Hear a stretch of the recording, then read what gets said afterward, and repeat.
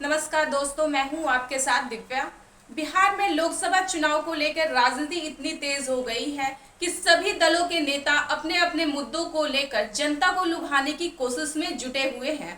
दूसरी तरफ वही धर्म और जाति वाला कार्ड भी खूब खेला जा रहा है। इसी कड़ी में आज बीजेपी के कुछ बड़े नेता राज्यपाल से मिलने पहुंचे। इसमें सांसद गिरिराज सिंह, रामकृपाल यादव व अन्य शामिल रहे। राज्यपाल से मिलने के बाद सुनिए सांसद रामकृपाल यादव ने क्या कुछ कहा।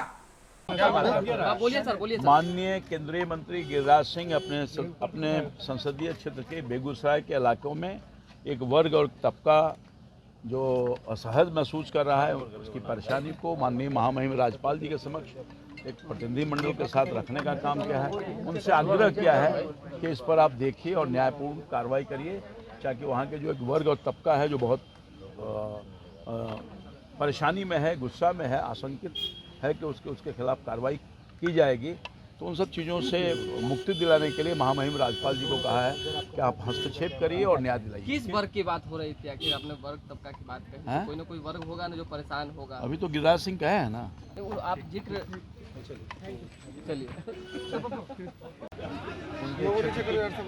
उनके क्षेत्र के कई समस्या थे, खासतौर पर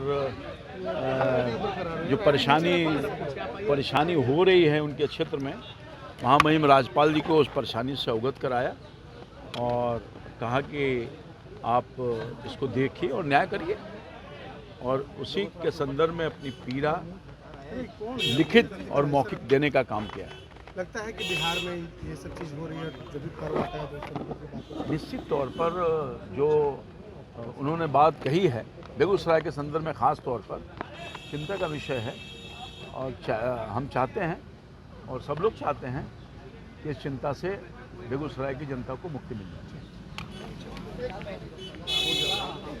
आप लोगों ने सुन लिया कि रामकृपाल यादव ने क्या कुछ कहा बयान में।